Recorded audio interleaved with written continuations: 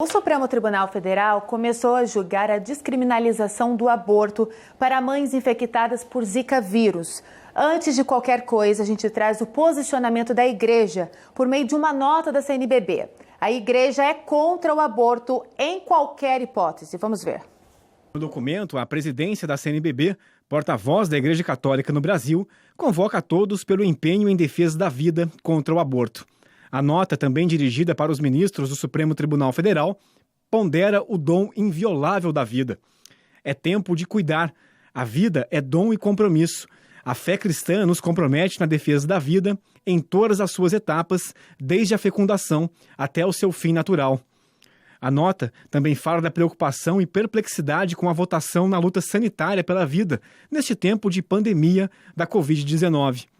Pede também para que examine a legitimidade da Associação de Defensores Públicos, que, no ponto de vista da CNBB, não parece ser legitimada para propor à presente ADI, Ação Direta de Inconstitucionalidade. A Conferência Nacional dos Bispos do Brasil requer, portanto, que não seja acolhido quaisquer dos pedidos formulados para autorizar, de qualquer forma, o aborto de crianças cujas mães sejam diagnosticadas com o Zika vírus durante a gestação. E reafirma o repúdio ao aborto e quaisquer iniciativa que atente contra a vida. A nota conclui pedindo que a Suprema Corte, pautada no respeito à inviolabilidade da vida no horizonte da fidelidade moral e profissional jurídica, finalize esta inquietante pauta, fazendo valer a vida como dom e compromisso, na negação e criminalização do aborto.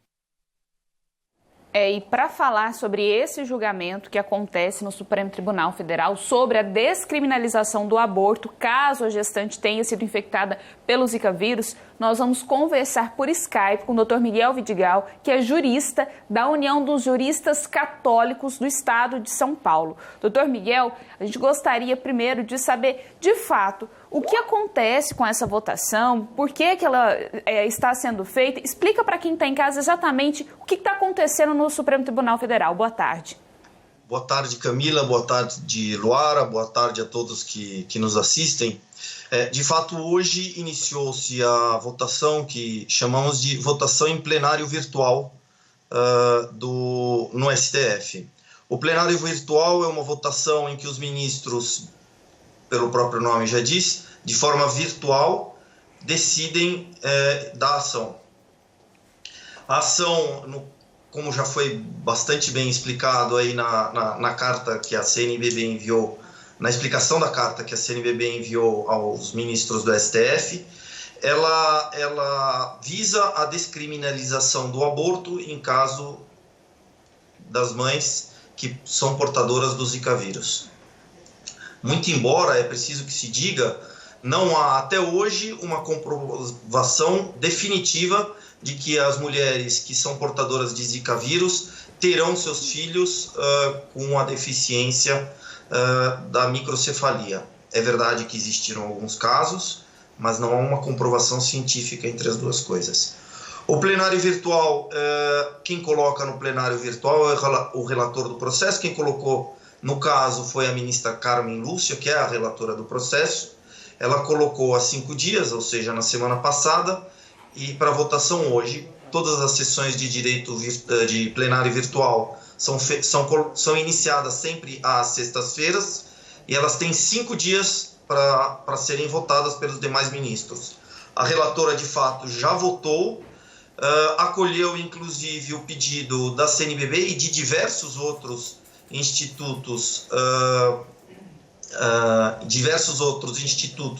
e pessoas físicas que enviaram mensagens ao STF. Aliás, eu quero felicitar a TV Aparecida e tantos outros organismos.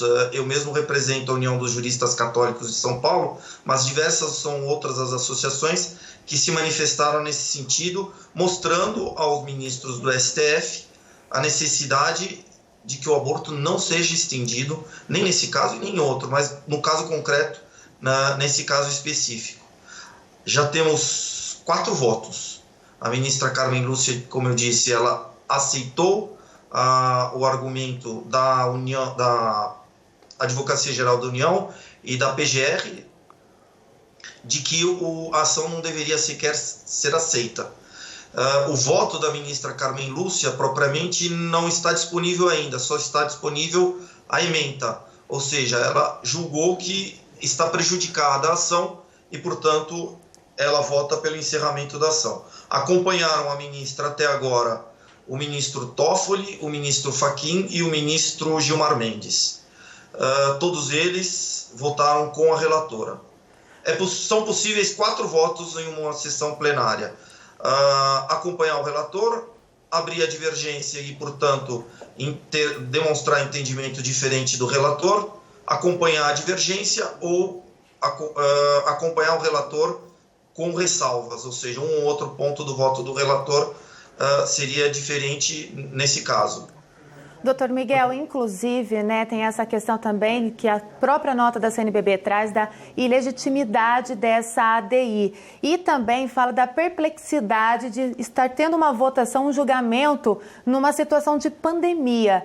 Agora, o que é de fato no beabá para a gente esclarecer para quem está em casa essa ilegitimidade? A ilegitimidade é o seguinte, toda ação apresentada em ação direta de inconstitucionalidade e a DPF, a ação de descumprimento de preceito fundamental, ela pode ser proposta por uma associação desde que ela tenha pertinência temática com os interesses próprios da associação. Ora, a Associação dos Defensores Públicos Nacional, a Associação Nacional dos Defensores Públicos, não tem pertinência temática alguma para falar a respeito do aborto, menos ainda para falar a respeito de pessoas com Zika vírus. Nós não podemos confundir a Associação Nacional dos Defensores Públicos com os próprios defensores públicos, porque os defensores públicos a Defensoria Pública teria a legitimidade, a associação deles não tem nenhuma legitimidade. Eu acredito que é esse o voto da ministra Carmen Lúcia, que foi aceito. O voto dela ainda não está disponível, só a ementa. Doutor Miguel, há algo que nós, católicos, todas as pessoas que são contrárias, né, a essa legalização, nesse estágio, né, nessa votação, há algo que nós possamos fazer para que essa votação não aconteça, que ela não passe pelo STF? Não, que a votação não passe pelo STF não dá, é uma ação proposta, é uma ação que tem de ser votada. A principal coisa que um católico pode fazer nessa situação e em qualquer outra é rezar. Não sou padre, aí nós temos diversos padres que podem nos ensinar isso, sou advogado, mas eu acredito que a oração é a principal arma que nós temos, seja como católico, seja como advogado, seja como qualquer outra coisa. Agora, vale a pena sempre nessa ação e em todas as outras que influenciam diretamente a sociedade, que o católico esteja, e qualquer outro, esteja atento e faça pressão, porque muitas vezes é a pressão que decide, nós sabemos disso. Doutor Miguel, a questão também, né? A gente tem o posicionamento muito claro da igreja, defesa da vida, não tem por que, em alguma hipótese, acontecer um aborto, tirar a vida de alguém. Agora, qual outro precedente que, pelo olhar jurídico de vocês aí, da União também de Juristas Católicos, tem, e que esse precedente do que pode acontecer pela justiça no futuro? A gente vê que o aborto é uma questão que volta e meia é levantada, seja no executivo, seja no legislativo, seja no judiciário. A União dos Juristas Católicos tem falado longamente contra o ativismo judicial. O aborto até hoje foi aprovado no Brasil por conta de ativismo judicial. É preciso que as coisas sejam ditas como elas são. A Constituição garante o direito à vida. O Código Civil brasileiro garante o direito à vida desde a concepção. O Pacto Civil de São José da Costa Rica também proíbe o aborto. Ora, são vários os votos dos ministros no qual o Pacto de São José da Costa Rica, vigente no país, são vários ministros que se utilizam desse pacto e o colocam como determinante para definir esta ou aquela ação. Curiosamente, eles não aceitam o que diz o pacto em matéria de aborto. É um espanto para muitos advogados, não dá para entender, não se explica isso senão pelo ativismo judicial.